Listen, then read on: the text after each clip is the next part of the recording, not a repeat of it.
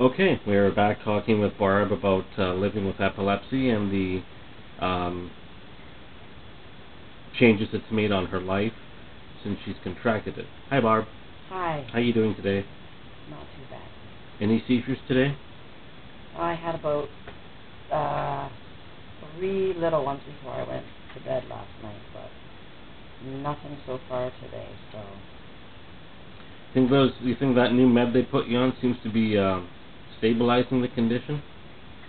I wouldn't say that it's stabilizing it quite yet, but having a day that's been fairly quiet and calm is... Even with me around? Having you around is always a blessing. Oh, well, thank you. And you're right. Tonight I want to talk to you about what it's like living with epilepsy, but more from a financial standpoint. We touched on the fact that you were married, and I don't think we actually mentioned that your husband had passed away of cancer.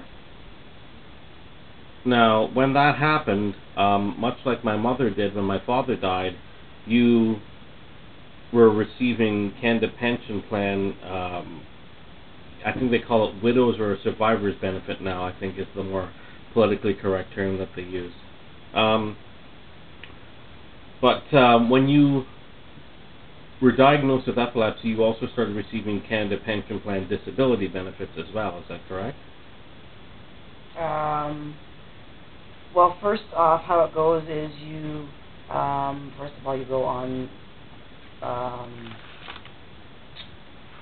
it sort of goes through like short-term disability, a period of short-term disability, and then I think like long-term disability, and then you get accepted for Canada Pension. You apply for through your doctors for Canada Pension disability and the Ontario Disability Support Program. Yeah, I was going to touch on ODSP next. But just to make it clear, it's a very difficult and long and tedious progress to do that through both your family doctor and your neurologist. They both have to be involved in all of the paperwork and all of the testing, and it's a back and forth process between both of them. And there's a lot of paperwork involved. The application itself is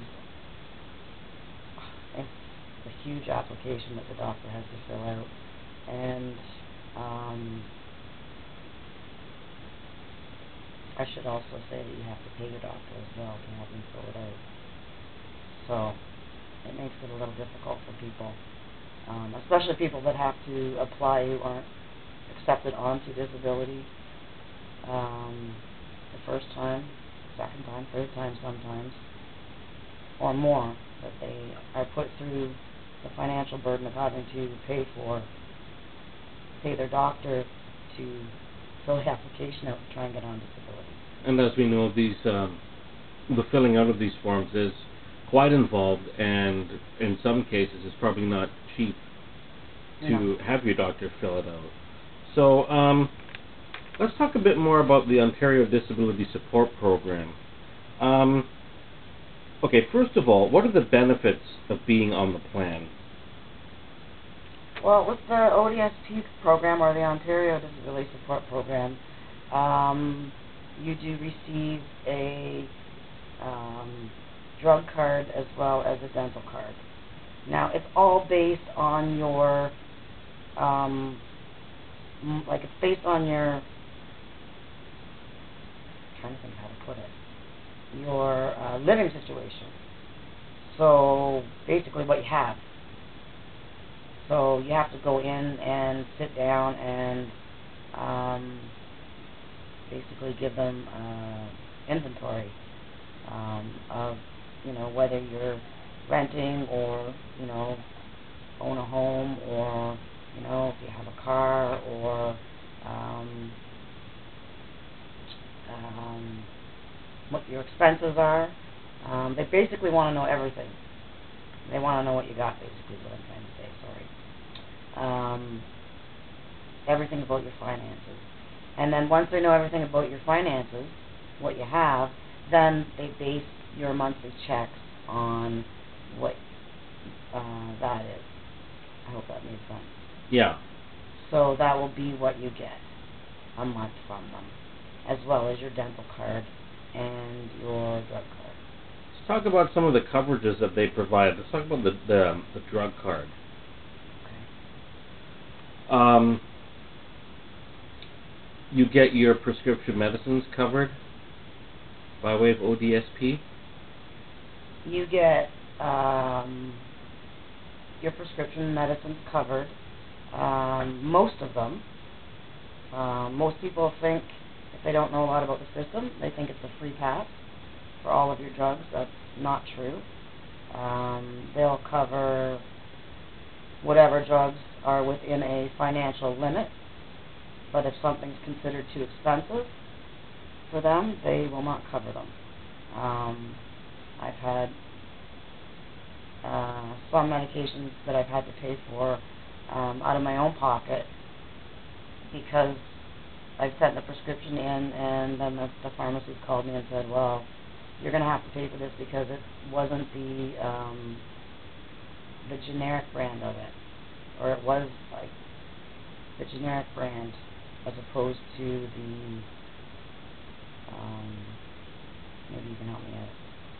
As opposed to the name brand drug. Thank you, the like name brand drug. Like my Ativan that I needed to stop my seizures. They wouldn't give that to me. I had to pay for it out of my pocket. Because Ativan is, of course, the brand name, and the generic would be lorazepam.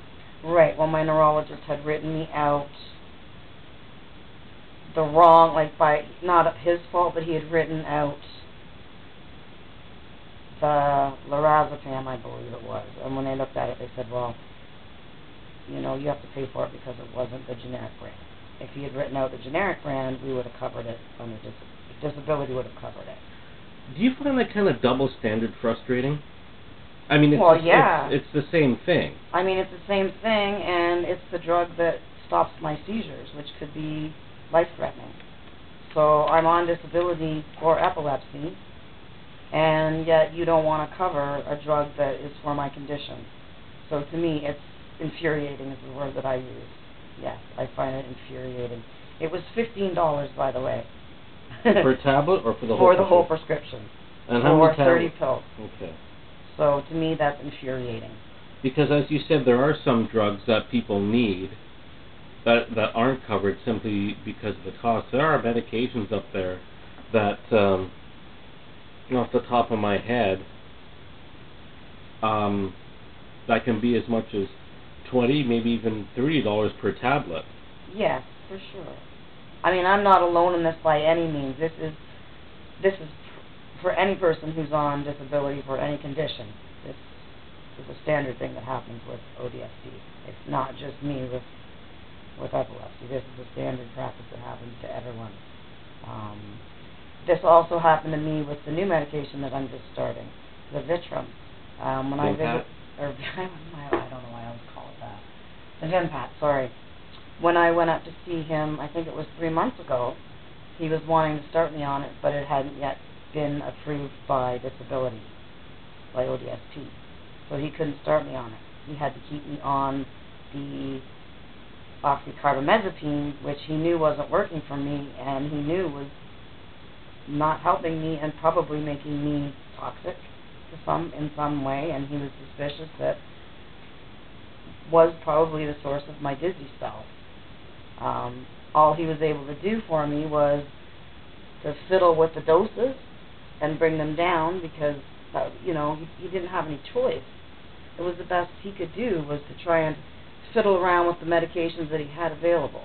Very frustrating for my neurologist. He didn't have any choice because he knew that I couldn't afford, I think it was, I'm sorry, I can't quote the exact price for what they would have been for me to buy. We did watch a video on YouTube of a girl that was on Vimpat, and she said that her monthly dose, now we weren't privy to how much she was actually taking of the Vimpat. No.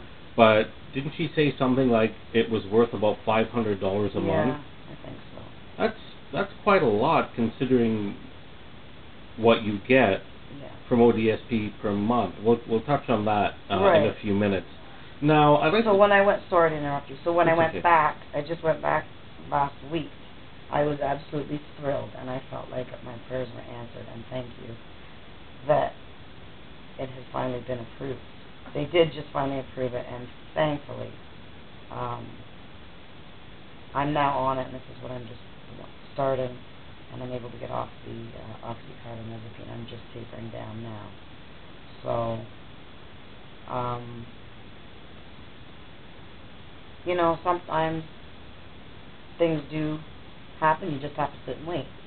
But the fact is, you shouldn't have to sit and wait when there's new drugs out there that could possibly cure a condition. Why do you have to sit and wait? Why do you have to sit and wait and have seizures in the meantime? Because disability doesn't want to cover that drug. It puts strain on the patient. It puts strain on the medical system. I mean, you could go to the hospital X amount of times and sit in the emergency room, be in the hospital, be admitted, use ambulances all the time, all the medical staff's time, all of those resources, because they don't want to cover that one drug. To me, it just seems like a huge waste of time. I don't get it. So I don't get it. It just seems like... I mean, there are people dying out there. Why? There are people that are, you know, suffering. They're barely able to function. This drug was made to help people with epilepsy. You know, that's why they do the trials, the research trials. Okay, so we got a new drug. Okay, well, we're not going to approve it for you because, you know, you're on disability. You know? Well, thanks a lot. You know, we'll just sit here and wait and cross our fingers that maybe someday soon you'll think about it and come through for us. I don't understand that, and honestly, it just doesn't seem right. I mean, it just seems like a stereotype. It seems discriminating. It seems prejudice. It seems wrong. It seems wrong. It seems like we're just pushed off to the side, and we're a part of society that just doesn't have value sometimes. Well, of course not. If you're on disability, you're not a taxpayer. You're not working. So I think there's probably, at least to my way of thinking, that there is a thought process in the mind of many that, you know, you're living off the government paycheck. You should just be thankful for what you're getting and shut the hell up about it. So, but we didn't choose this. They don't care. I think that's really the bottom line of it. It kind of puts lie to that saying where you can't put a value on human life. Well, why not? ODSP doesn't seem to be having a problem doing it. The government certainly doesn't seem to be having a problem doing it. Try buying life insurance. They don't seem to have a problem doing it, putting a value on human life. They put a value on human life all the time. I mean, we got a 1% raise this year. Wow. 1%. Yeah. 1%. What's 1% of nothing? No, I still need about 5% of nothing before I can consider that an increase. And I mean, it's very like this for me because I am, on the other hand... Well, you're grateful for it. I'm so grateful for it because I have a lot of... I'm in a lot of support groups online for people like myself. And they've fought for years to try and get disabilities. For years. And they can't. They got to go to work every day and deal with Are these conditions. people with epilepsy as well? Yes. I know several people that I've talked to, know of them. I read posts about it all the time. And it's just impossible for them. I read posts about it all the time. You wouldn't believe it. You wouldn't believe the posts that are out there on these sites. You know, they try for disability. I'm not sure if it's. I think it's still called disability in the States, right? I'm not really sure how it works in the States. I think they call it Medicaid or something like that. It's the same thing, though. they're having the same thing going on down there, and but it's the same thing. Because I talk to people, and I read posts from people up here and from in the States. And some of these people that I'm reading posts from have been trying for over 10 years to get on disability and have to go to work every day to try and support themselves, and are dealing with epilepsy and seizures and trying to make their own way. And I don't get it. I just don't get it. It's not fair, and it's not right, and it's disgusting. And that's the only way I can put it, and that's the way I'm going to put it. It's wrong, and it has to change. The system has to change. It has to be changed. What's the dental coverage like? You get a certain amount of coverage per year that you're allowed. Once that coverage is used up, you're done, and you pay for the rest yourself, anything you need. How much is that coverage? Do you know offhand? I'm not sure the exact amount, the exact figure, but I know you're allowed to go in for, I think it's 2 cleanings a year.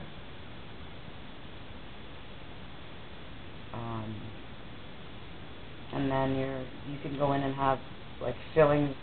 You're allowed a certain amount of fillings. Now I know myself, I went in for 2 cleanings this year.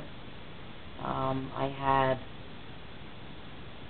2 fillings done, and then I've had a tooth that I've had a lot of problems with, a root canal. What happens sometimes with people with epilepsy, it's one of the most common side effects, especially with Dilantin, is it really, really affects your gums, your gum line,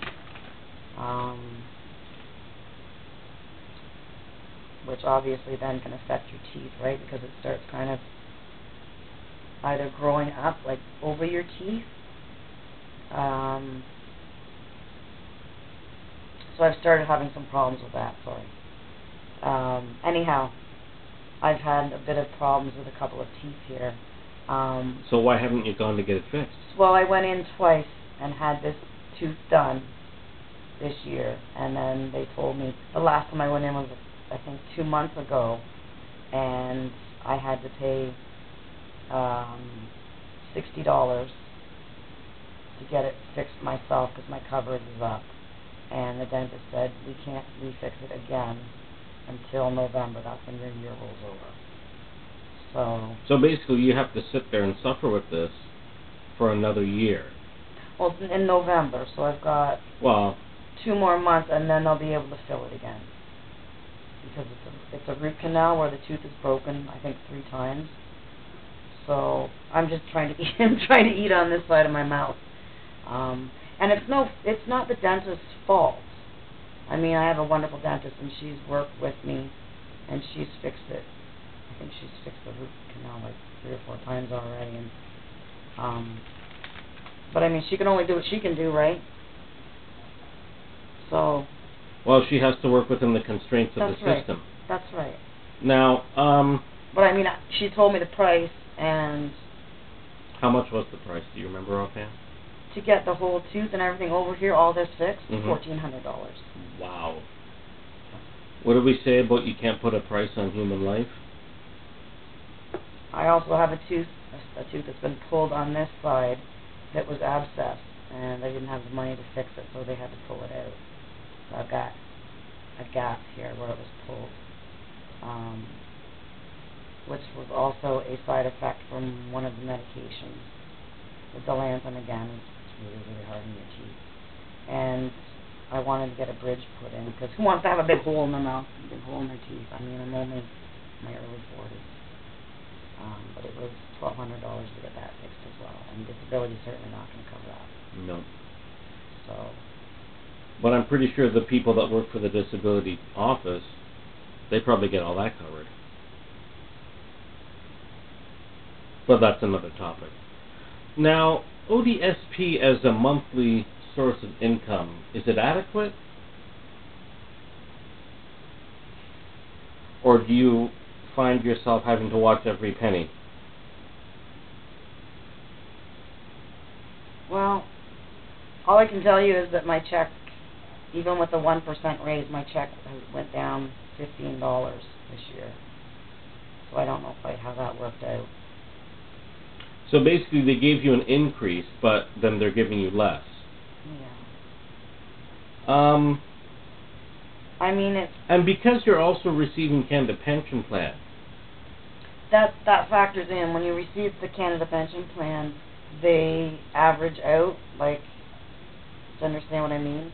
Don't they have like a maximum upper limit for somebody in your situation? Yes. And then anything over and above that, they pull off your Ontario, your provincial one. Yes.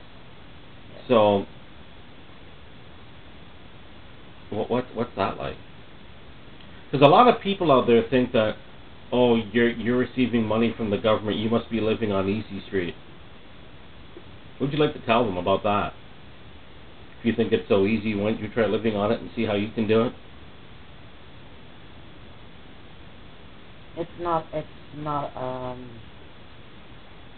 I have a very positive attitude, and I'm certainly never one to complain, because I'm just really, I'm grateful to have what I have, because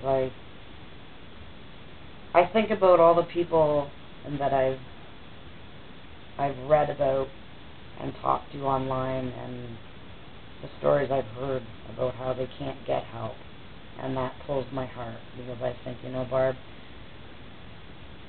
you're just blessed, you know, because you do have the support.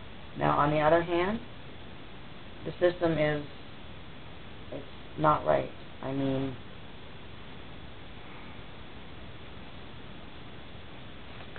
when you can't get your teeth fixed, and you have to have a cavity sit in your mouth rotting out for months, when they won't pay for drugs that could help your condition and make you better, and instead you have to go to the hospital. And by the way, you pay for the ambulance, because they don't cover that anymore. So I now pay for ambulances when I go to the hospital. Cheaper to take a cab. Because when my mom... Because I don't drive, so I can't get Because I remember there. a few years ago, when my mom had to go to the hospital by ambulance, she got a very unexpected bill in the mail for $50. Yeah. For somebody that's on a very fixed income like you are, $50 is a lot of money. That's like 1 week's worth of groceries. Now, ODSP will pay for the ambulance, but it's a whole big rigmarole to do all the paperwork. They want proof. You have to go back to the hospital, to the admitting office, and get proof there, and then bring it back to ODSP. So, of course, I have to take a cab, go back to the hospital, and then a cab home, and then a cab back to ODSP. So that's approximately $30 in cabs. So I might as well just keep the ambulance bill that I paid for, which is, I think it's about $60. It doesn't make sense, you know what I mean?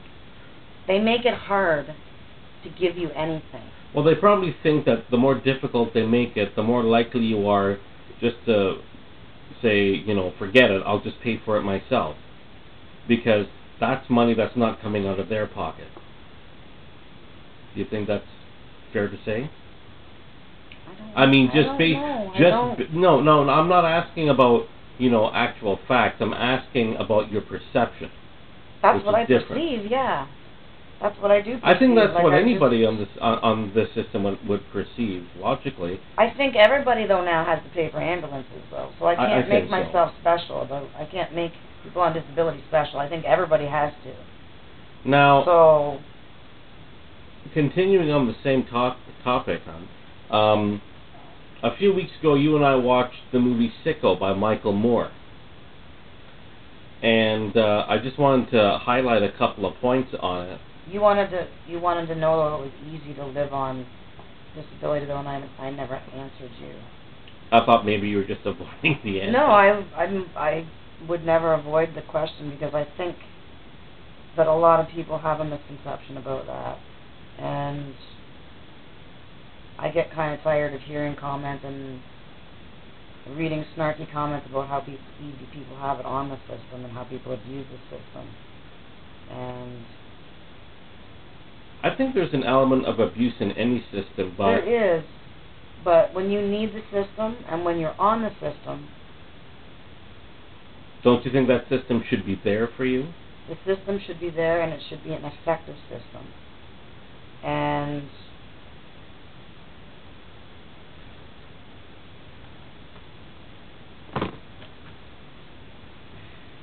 well, I'd like to... It's not an easy...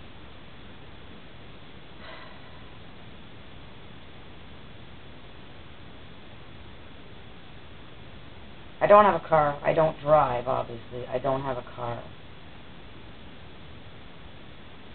I don't have extras. I don't have a computer.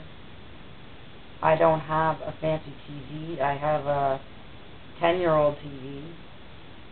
If not older, maybe a 15-year-old TV. The bed that I'm laying on is more than 30 years old. I don't live in excess. The kitchen table and the furniture out there in my living room is all secondhand. Everything in my house is secondhand furniture. I don't really have any excesses. Even your dog was secondhand. I don't have any credit cards. When you're on disability, you're not allowed to have any credit cards of any sort. Is you're that not allowed because to they have would loans. You're not allowed to have... Is that because that they would look at the value of your credit card as a source of potential income? Yes. And would they stop your payment until you used that all up? Or would they just cancel you and say, well, you've got a credit card, live on that? I'm not really sure how it works. I just know that when I went on it, that I just knew they said you're not allowed to have any, you're not allowed to have any outside sources of income other than what you get from disability. So like no credit cards, no loans, no anything extra you get, even gifts over $100, you have to report to them. So there's no extras here. There's no extras. So it is, it's a tight way to live on the system. It's not going out and buying iPods and iPhones and video games and computers and out to dinner every Friday night. And I don't know, the last time we went out to dinner, I think, was with very good friends that kindly took us out. And we dine with other friends who, cook for us and invite us over. And that's wonderful. That's awesome, because that's our treat, and bless them, because that's fantastic, because if it wasn't for that, there wouldn't be any fancy meals. And that's a big stigma of disability. That perception that you've got it so easy. If only people knew. Now, getting back to the movie we watched, Sickle by Michael Moore, I just wanted to make note or mention a few notes that I took down watching that movie. In comparison to the provincial plan we have here, in England they have something called the National Health Service. In the United Kingdom, persons under the age of 16 or older than age 65 do not pay anything for prescriptions. The National Health Service, the NHS, requires only a dispensing fee of £6.65 per prescription, regardless of the type of prescription or the quantity. Now, $6.65 currently would be about, say, $15 Canadian per prescription. No matter what it is, no matter if you're getting 10 or if you're getting 10,000 doses, it's just $6.65, a flat rate per prescription. And I also have this verified by my aunt, who does work in the medical field in the United Kingdom. Hospitals also reimburse a patient's travel expenses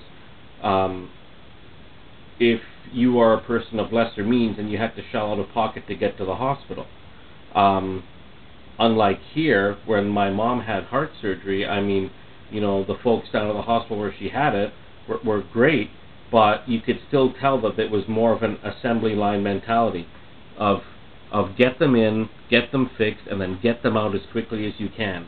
Because every day that you're laying in that bed, you're taking up space, you're consuming hospital food, you're consuming hospital resources that they have to pay for. So the sooner they can get you out, the better it is. Not for you as a patient, but for them as an institution. That's why I kind of refer to it as assembly line healthcare. However, in the United Kingdom, the criteria for releasing a patient is not whether, you know, the bill has been paid or if they think you're good enough to get the hell out of there so they can get somebody else in, but rather if the patient is sufficiently able to be released and has a place of comfort or safety to go when they're released. And I know in the States, with President Obama, they've just recently had a major shakeup in their healthcare system. And I think a lot of Americans thought that socialized medicine would just be like the worst thing that you could get. You know, maybe a step up from veterinary care. But I think, and a lot of people seem to think that socialism is such a bad thing, but there's lots of things that are socialized, if you want that term. Public schools, the fire department, the police department, public school teachers, the post office, public libraries. I wonder how those people that think that socialism is so bad would feel if they went capitalism and made the schools and the libraries and the fire department, the police department pay-per-use services.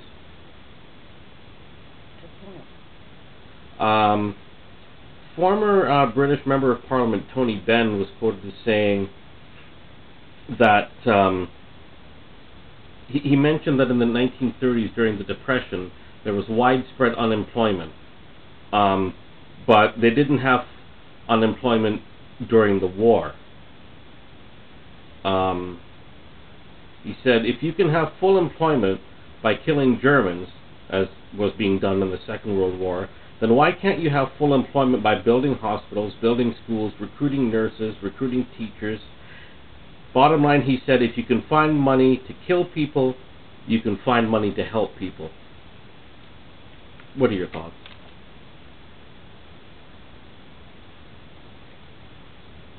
It's all about choice, isn't it, and priority. Where there's a will, there's a way, as my father always said. Now, let's take this into perspective that in Great Britain, the National Health Service was started in 1948. The devastating effects of the Second World War still left scars that were very raw, even after only 3 years after the war. During the Blitzkrieg, Great Britain as a country was pounded mercilessly day and night, and the country was on the brink of financial bankruptcy after the war. Basically, in an 8-month period during the Blitzkrieg, over 42,000 civilians lost their lives. In short, what America went through in a few short hours on 9/11, they went through every day for 8 months.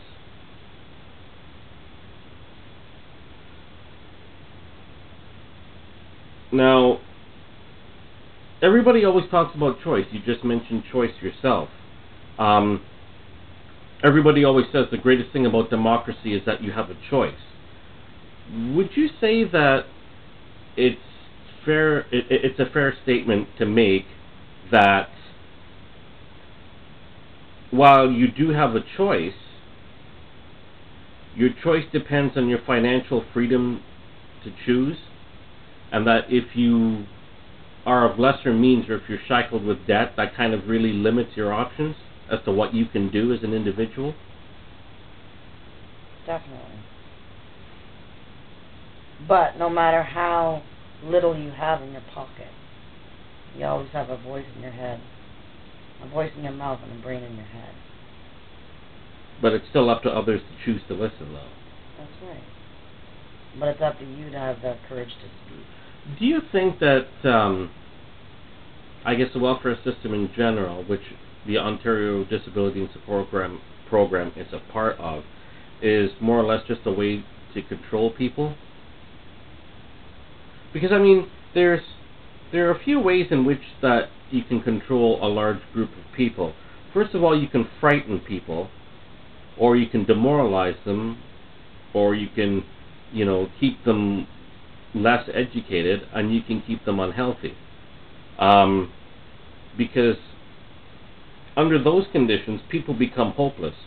And I think hopeless people don't vote. I think that personally, if the poor in this country, and by the poor I mean like you and I, who are barely hanging on, if we had a person in Parliament and in the House of Commons that represented our interests, do you think that would be a sign of real democracy at work? Because you'd actually have a voice where the laws and policies of this country are being made, saying, what about these people? When's that day coming? Yeah, exactly. That would be great. I mean, yeah, that's what I mean. The system is, it's wrong. There needs to be that voice. There needs to be that voice for people like us, for all those people out there who are waiting and desperately trying to get on the system, because there are some people who do abuse the system. They need to go off and make room for the people that need to come on, that are desperately waiting to get on. And that's not happening, and that's got to happen. That has to happen. And it's not going to happen until people get their heads out of their asses in the system, and that's got to change. And would you think it's safe to say that somebody's got to make that change? Do you think it's safe to say that the reason why this change hasn't happened is because pardon my French too. The people. That makes me really angry. It should make you angry. And the people don't see it and just sit back passively and just think that, it's an easy thing. It's not.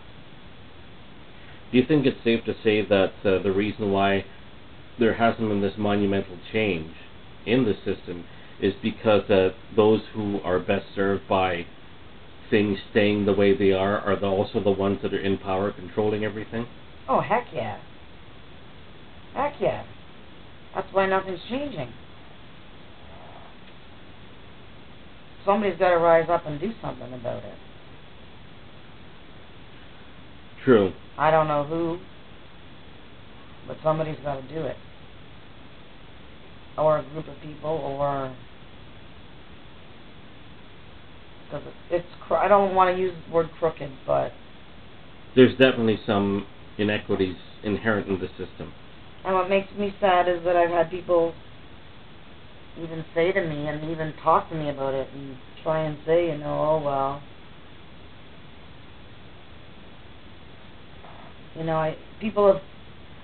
People have even tried to talk to me about it and try and basically tell me that I've got it pretty good. And it's like, excuse me? Really? I've got it pretty good. You want to know what my yearly income is?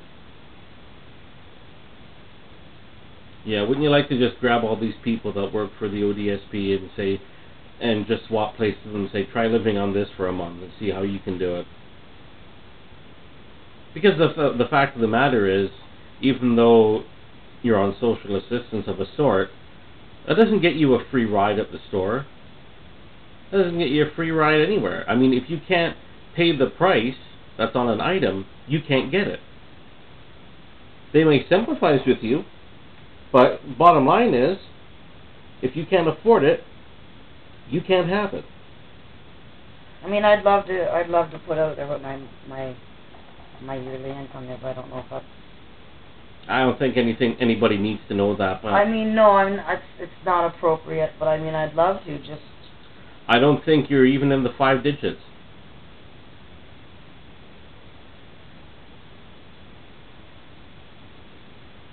And it's not a pity thing or feel sorry for me or pat me on the back. It's not me. It's everybody. It's however many hundreds of thousands of all of us. People like me, with epilepsy, with Crohn's disease, with MS, with Parkinson's, with chronic pain, with fibromyalgia. It's all of us. This is how we do it. Like you said, gas just went up. What's a bag of milk now? $5? Mm-hmm. What's a loaf of bread? I mean... the cheapest loaf of bread I've seen is almost $2. And let's face it, most people with health issues need to eat healthy. Kind of hard to eat healthy when the money in the food budget isn't there. Especially when the price of so-called healthier foods are substantially more than the price of their crappy contemporaries. And by the way, and I think that's probably why we have fat people in this country that are poor, is because the healthy food that they need, they can't afford. And that's one of my pet peeves, by the way, about me being on disability, is one of the things that I hear a lot. Oh, well, you need to eat healthy, you'll feel better. Really? Who's going to pay the bill for it, Jack Hole? You? You got an ATM there in your purse? I mean, no disrespect meant, but I mean... It's just one of those things that you mentioned, that people just really need to stop and think before they say something. Maybe they don't know what else to say. You know, they want to be helpful, but they don't really know what to say or what to do. And I think the reason why there hasn't been change is because people like you and me, simply because the way the system has been set up, is that we're poor, we're demoralized, we're frightened, and we're sick. And therefore, I think there is a group mentality, a collective consciousness, if you will, that perhaps we all think that the safest thing to do is to just take what we get and just hope that something better comes along. Of course, I think we both know that that's probably not going to happen. Well, get better.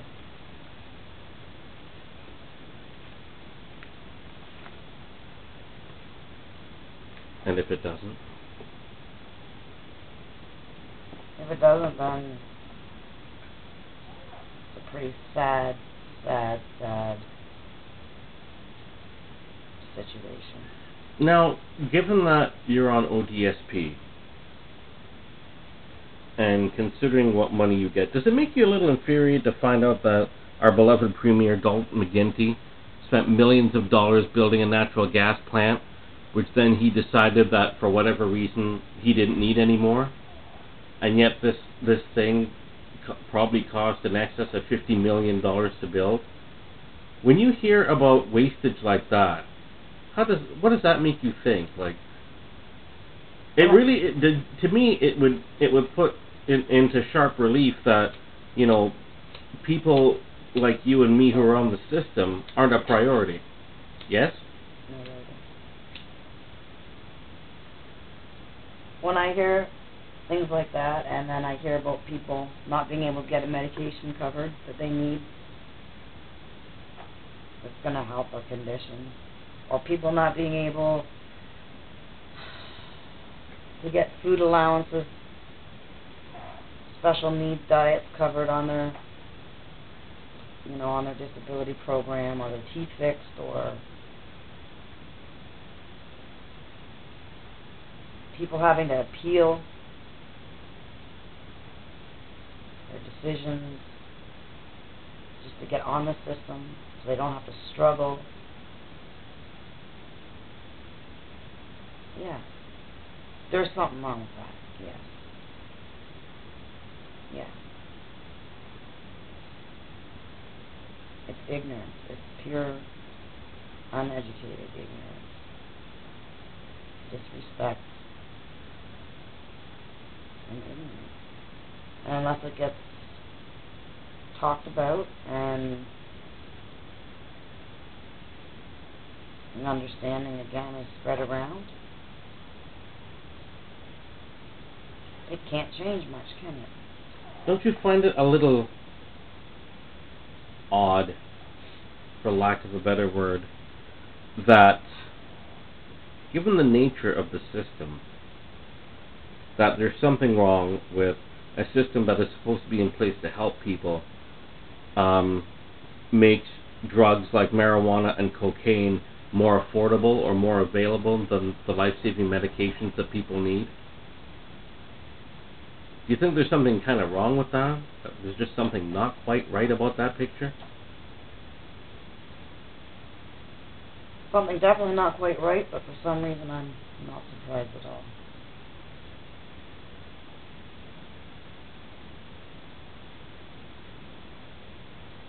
And I think we'll end that segment there. In the next segment, we'll talk a bit more about the ODSP program and what it's like living on it. Thanks, Barb.